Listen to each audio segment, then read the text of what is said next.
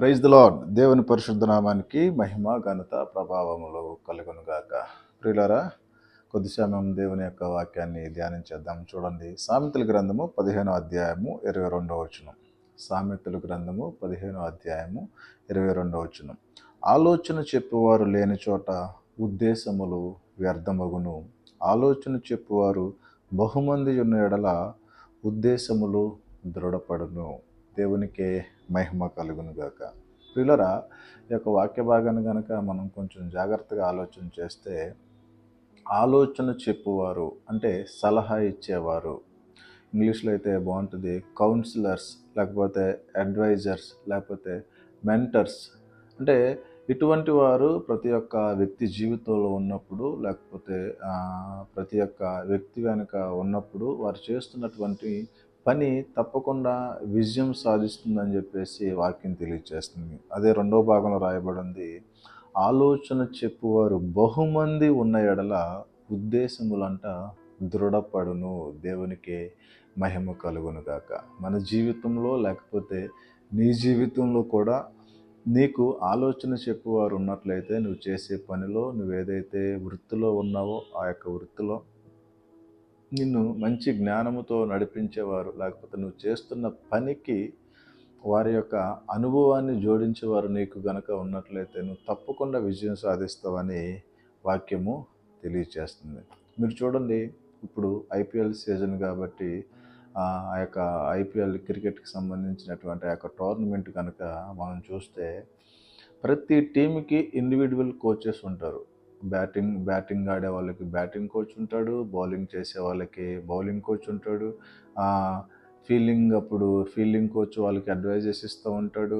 ఇవన్నీ కాకుండా కూడా ఒక స్ట్రాటజిక్గా గేమ్ ఎలా ఆడాలి, లేకపోతే ఎప్పుడు ఏ నిర్ణయాలు తీసుకోవాలని చెప్పేసి స్ట్రాటజిక్ డెసిషన్స్ తీసుకునే ఒక కోచ్ కూడా మనకి ఐపీఎల్లో కనపడుతూ ఉంటారు.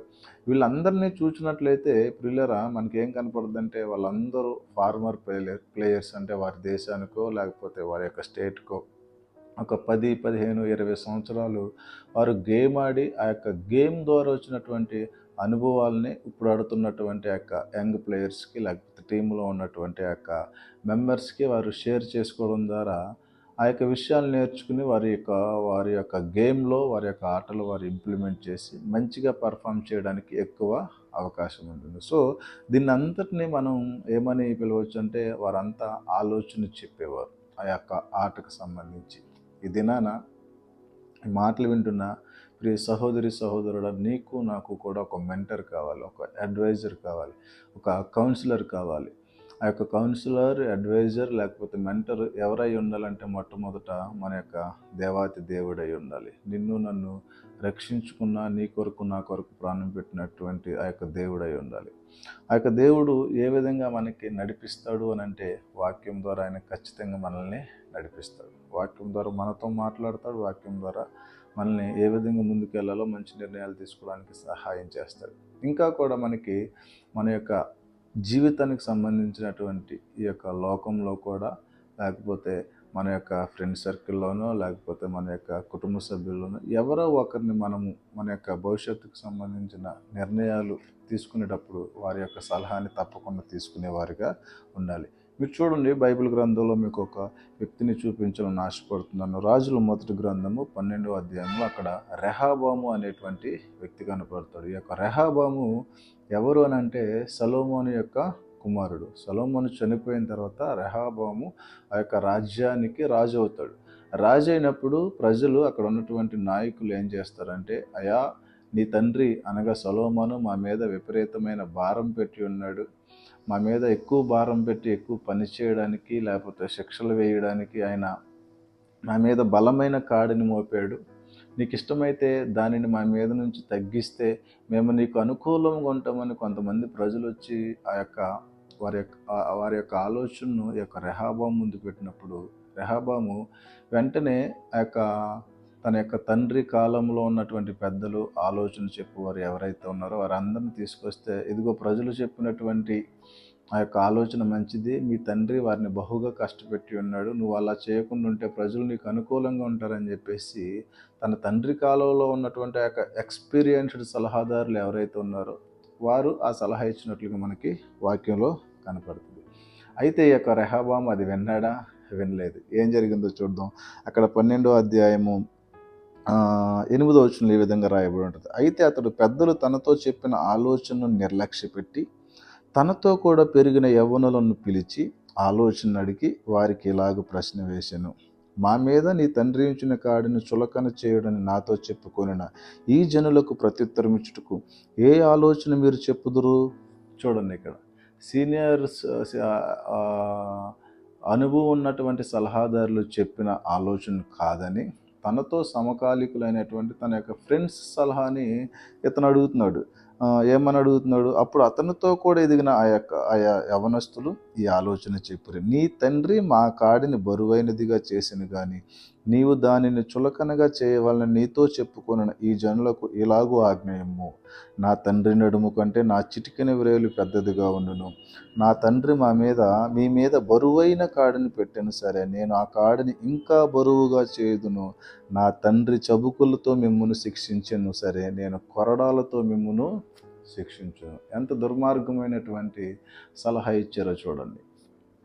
అనుభవజ్ఞులైనటువంటి తన యొక్క తండ్రి కాలంలో పనిచేసినటువంటి ఆ యొక్క సలహాదారుల యొక్క అడ్వైజ్ కాదని తనతో పాటు పెరిగినటువంటి లేకపోతే తన సమకాలికులైనటువంటి తన యొక్క స్నేహితుల యొక్క సలహాని తీసుకుని, ఇదిగో నా తండ్రి ఈ విధంగా మిమ్మల్ని శిక్షించాడు, నా తండ్రి కంటే నేను ఇంకా గొప్పవాడినన్న ఉద్దేశంతో మరింతగా ఆ శిక్షను నేను పెంచుతానని చెప్పేసి పని విషయంలో, శిక్ష విషయంలో కూడా ఆ యొక్క వారి మీద ఎక్కువ భారం మోపడానికి యొక్క రెహబాము ఇష్టపడ్డాడు.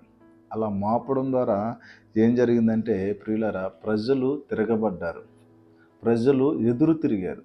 ఆ యొక్క ఎదురు తిరిగి రాజు వారి దగ్గరికి వచ్చి రాజు పక్షాన ప్రజల దగ్గరికి ఎవరైతే వస్తున్నాడో ఆ యొక్క వ్యక్తిని రాళ్లతో కొట్టి ప్రయత్నం చేసేరు. ఆ యొక్క మాట విన్నటువంటి రెహబాము రాజ్యము నుంచి పారిపోవాల్సినటువంటి పరిస్థితి వచ్చింది. ఎందుకు ఇంత వివరంగా ఈ మాటలన్నీ చెప్పానంటే, మన జీవితంలో లేకపోతే మనం చేసే పనిలో, మన యొక్క వృత్తిలో మనకి ఒక మంచి సలహాదారులు కావాలి. అది ఎవరై ఉండాలంటే అనుభవం కలిగిన వారై ఉండాలి. అనుభవం లేకపోతే పిచ్చి సలహాలు ఇస్తారు. ఆ పిచ్చి సలహాలు తీసుకుని మనం ఆ పని చేసామనుకోండి, దాని ద్వారా మనకి నష్టమే కలుగుద్ది. ఈ యొక్క రెహబాముకి అదే జరిగింది. ఏమి నష్టం జరిగింది? రాజ్యం నుంచి పారిపోవాల్సినటువంటి పరిస్థితి వచ్చింది. ఉన్నతంగా బతకవలసినటువంటి యొక్క రెహబాము, రాజుగా ఉండాల్సినటువంటి యొక్క రెహబాము రాజు పదవి పోయింది, రాజ్యం నుంచి పారిపోవాల్సి వచ్చింది, రాజ్యాన్ని కూడా కోల్పోవాల్సి వచ్చింది. బికాజ్ ఆ యొక్క చెడ్డ సలహా వినడం ద్వారా. కాబట్టి ఈ మాటలు వింటున్న ప్రియ విశ్వాసి, నీ జీవితంలో నీవు ఏ స్థితిలో ఉన్నావో నాకు తెలియదు. నువ్వు చదువుకుంటున్నట్లయితే, ఉద్యోగం చేస్తున్నట్లయితే, లేదా ఒక వ్యాపారం చేసిన ఒక మంచి ఫ్యామిలీని నువ్వు బిల్డ్ చేయాలన్నా, లేకపోతే నీ యొక్క ఆధ్యాత్మిక జీవితము బలముగా ఉండాలన్నా, నీకు దేవుని చేత ఏర్పాటు చేయబడ్డ ఒక మంచి సలహాదారుడు కావాలి. You need a good mentor. ఒక మంచి అడ్వైజర్ ఉండాలి, ఒక మంచి కౌన్సిలర్ ఉండాలి నీకు. ఆ విధంగా నీ జీవితంలోకి నువ్వు ఒక వ్యక్తిని ఏర్పాటు చేసుకుంటే అతని ద్వారా దేవుడు నీ జీవితంలో మంచి కార్యాలు జరిగిస్తాడని ఒక సేవకుడిగా మీకు జ్ఞాపకం చేస్తున్నాను. మీరు చూడండి, ఇదే రెహబాము తాత అయినటువంటి దావీదు తను చేస్తున్నటువంటి ప్రతి పని విషయంలో దేవుణ్ణి సలహా అడిగేవాడు. ప్రభా, నేను యుద్ధానికి వెళ్తున్నాను, వెళ్ళమంటావా? ఇదిగో నేను శత్రువుని చంపడానికి వెళ్తున్నాను, వెళ్ళమంటావా, ఆగిపోమంటావా అంటే దేవుని దగ్గర నుంచి జవాబు వచ్చేంత వరకు ఆగి దేవుడు చెప్పినట్టు చేసేవాడు. కానీ తన మనవడైనటువంటి రెహబాము మనుషుల మీద ఆధారపడిపోయి, అనుభవం లేనటువంటి వ్యక్తుల మీద ఆధారపోయి తన యొక్క రాజ్యాన్ని కోల్పోయాడు. రాజ్యం నుంచి పారిపోవలసినటువంటి పరిస్థితి ఏర్పడింది. కాబట్టి ఈ మాటలు వింటున్న ప్రియ సహోదరి సహోదరుడు, ఒక్కసారి మన యొక్క జీవిత పరిస్థితి ఏ విధంగా ఉందో ఆలోచన చేద్దాం. మనం కూడా సొంత నిర్ణయాలు తీసేసుకుంటున్నామా, లేకపోతే ఫ్రెండ్స్ యొక్క నిర్ణయాలు తీసేసుకుంటున్నామా? అలా తీసుకుంటున్నట్లయితే నీకెంత అనుభవం ఉందో నీ ఫ్రెండ్స్కి కూడా అంతే అనుభవం ఉంటుంది. నీకెంత జ్ఞానం ఉందో వారికి కూడా ఇంకొంచెం జ్ఞానం ఉండొచ్చు. కానీ మన జీవితంలో మరి ముఖ్యంగా ఆధ్యాత్మిక జీవితంలో, కుటుంబ జీవితంలో అనుభవం కలిగినటువంటి వ్యక్తులను, లేకపోతే పెద్దవారిని, మనం మంచి వ్యక్తులను, ఏ విధంగా ఇతను ఎంత సక్సెస్ అయ్యాడనేటువంటి వ్యక్తులను ఎంచుకుని వారితో మన యొక్క ఆలోచన పంచుకొని వారి దగ్గర మనం మంచి సలహాలు తీసుకుని మన జీవితంలో కూడా బలంగా ఆధ్యాత్మికంగా ఇతరులకు దీవెనకరంగా ఉండే విధంగా మనం నిర్మించుకోవాలని తెలియచేస్తూ, ఆ విధంగా దేవుడు మన జీవితంలో ఒక మంచి మెంటర్ని అనుమతించాలని చిన్న ప్రార్థన చేస్తూ దేవుని సహాయాన్ని కోరదాం. ప్రార్థన చేస్తున్నాను, ఏకీభవించండి. పరిశుద్ధుడా తండ్రి, నీకు స్తోత్రాలు. ప్రభా, నీకు వందనాలు. మీరిచ్చిన ఆలోచనైనా ఇది నైనా ఎవరికి కావాలో వారికి నిశ్చయముగానైనా ఈ యొక్క వర్తమానంనైనా వారి దగ్గరికి వెళ్ళేలాగా సహాయం చేయండి. మా దేవా, ప్రభా, మా జీవితంలో మంచి సలహాదారులను, మంచి మార్గంలో మమ్మల్ని నడిపించినైనా అయా తండ్రి, మంచి విశ్వాసులను, నాయకులను నైనా ప్రభా, సేవకులను మా జీవితంలోకి మీరు అనుమతించండి. మేము ఉంటున్నటువంటి ప్రొఫెషనల్ లైఫ్లో కూడా మంచి వ్యక్తులను మా జీవితంలోకి మీరు అనుమతించండి తండ్రి. వారిచ్చే నాయన సూచనల ద్వారా మా జీవితాన్ని, మేము చేసే పనిని నైనా తండ్రి, మా వృత్తిని నైనా మరింత బలంగా వృద్ధి చేసుకోవడానికి ప్రభా, ఇతరులకు దీవెనకరంగా మేము ఉండడానికి మాకు సహాయం చేయమని, ఆ విధంగానైనా ప్రభా మీరే మమ్మల్ని ఆశీర్వదించి బలపరచమని యేసు నామములో ప్రార్థించి వేడుకొనుచున్నాము తండ్రి. ఆమేన్.